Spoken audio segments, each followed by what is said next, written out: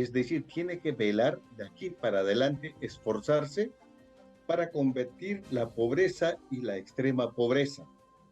Perfecto, Pablo, gracias por la información alcanzada. Toca ir rápidamente a la pausa y regresar con más. Hay mucha información que queremos compartir esta noche con ustedes, como el caso, por ejemplo, de lo que ocurrió en el Braem el día de hoy, cuando terminó desatándose este enfrentamiento entre las Fuerzas Armadas y remanentes terroristas que terminaron disparando a una aeronave, un helicóptero que terminó siendo impactada en el fuselaje, según el comunicado del Comando Conjunto de las Fuerzas Armadas, y también desencadenó que una adolescente, una menor de 13 años, termine herida de bala, una pierna, aunque se encuentra en estos momentos, a Dios gracias, fuera de cualquier peligro. Pedro Yaranga, experto en seguridad integral, se encuentra con nosotros ya en la comunicación para poder hablar sobre este tema. Señor Yaranga, ¿qué tal? Buenas noches, bienvenido a Exitosa. ¿Cómo está? ¿Qué tal? Buenas noches. Buenas noches.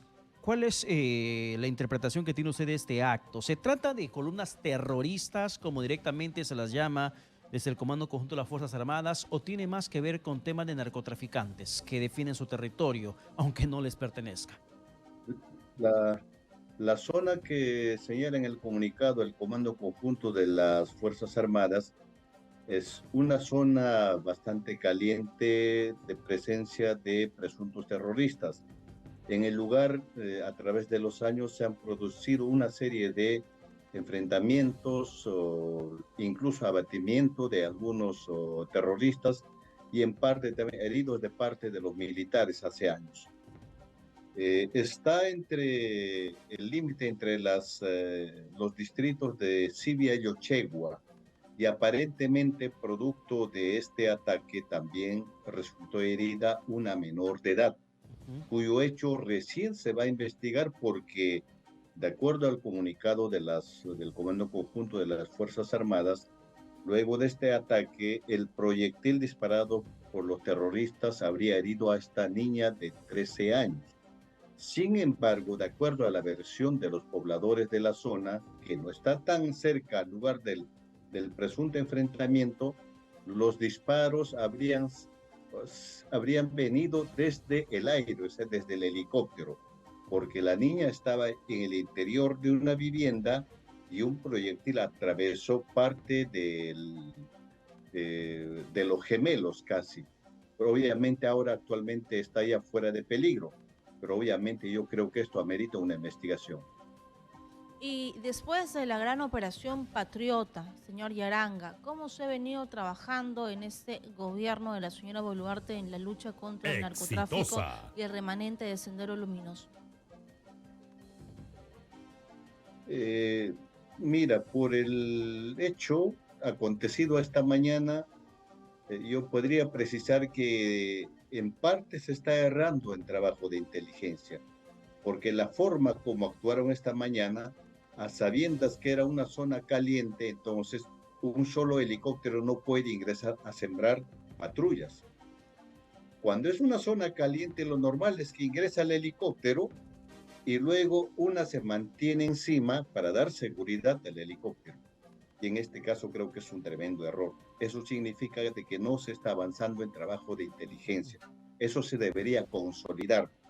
Que no hay una decisión política, probablemente no sé, pero lo cierto es que no hay una articulación de los especializados en trabajos de inteligencia. Claro, y eso preocupa mucho más porque hace unos días atrás se dio cuenta de que el gobierno dispuso de más de 12 millones de soles para las Fuerzas Armadas en el trabajo de inteligencia. Entonces, si hay presupuesto, si hay plata, hay recursos, ¿cómo es posible que la inteligencia no funcione, señor Yaranga? Y efectivamente, es más, yo desde hace tiempo he planteado de que para este trabajo específico no se requieren muchos hombres, solamente hombres selectos. Es decir, debería recolectarse en realidad los mejores hombres, tanto de las Fuerzas Armadas como de la Policía Nacional, y trabajar en conjunto. Eso es lo que no hay actualmente. Pareciera que cada uno está trabajando a como puede. El otro a veces está avanzando bien y el otro pretende malograr el operativo.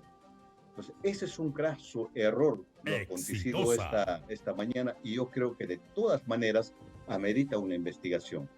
¿Y cuál es el estado de los Quispe Palomino? Entendemos que tras la Operación Patriota fueron duramente, digamos, golpeados, ¿no? Fueron atacados por miembros de las fuerzas militares que hicieron un excelente trabajo, una gran labor. ¿Cuál es el estado de ellos? ¿Se han podido replegar nuevamente? ¿Siguen tomando esta zona de Vizcatán del N? Normalmente los mandos están en lugares mucho más seguros. Y estas zonas que son de paso, lo común es que envían algunas columnas para hacer un trabajo específico. Probablemente que se habría detectado al paso de algunas de estas columnas, pero que no son, en números no son tantos. Lo normal es que cuando hay una salida de estas columnas, la cabeza, los dirigentes están en un lugar mucho más seguro, más aún con lo acontecido en esta operación Patriota. Es más, lo que más les ha turbido últimamente es la captura del camarada Carlos y su acompañante Dylan, porque él está revelando muchas cosas recién. Entonces, para ellos a veces eso les cuesta mucho porque obligatoriamente tienen que replegarse para luego cambiar todo. Al parecer eso ya lo han hecho. Si es que es cierto la presencia de esta columna, significa de que probablemente ya están aplicando un nuevo plan hasta acabar este año. Dentro de lo que significa esta lucha contra el terrorismo, sin embargo, ¿hay mayor presencia en la zona de terroristas o de narcotraficantes? En la zona, obviamente, es mayor presencia de narcotraficantes. Los terroristas solamente controlan una parte de la región de Ayacucho, específicamente parte de la provincia de Huanta, una parte de la provincia de Huancavelica, que es Tayacaja, 2 provincias en parte de la región Junín, que es la provincia de Huancayo y también Satipo. Esas son las zonas que mayormente controlan. Entonces, si hablamos de narcotráfico, básicamente ellos se abastecen de los que trasigan por caminos de herradura generalmente. No estamos hablando ahí de pistas clandestinas. Hubo en alguna época, pero por el momento no. Y gran parte del narcotráfico simplemente es controlado por los mismos sicarios del narcotráfico, no por estos remanentes. Y ahora que estamos a puertas de las fiestas patrias, señor Yaranga, ¿cuál es el mensaje que tendría que dar la presidenta Dina Boluarte para la lucha frontal contra el narcotráfico que trabaja en alianza con el remanente de Sendero? Yo creo que la señora Dina Boluarte tiene que tener una visión bastante general de lo que acontece en el país. Esto de las protestas, lo acontecido al parecer esta mañana también en Puno, todo eso tiene que evaluar.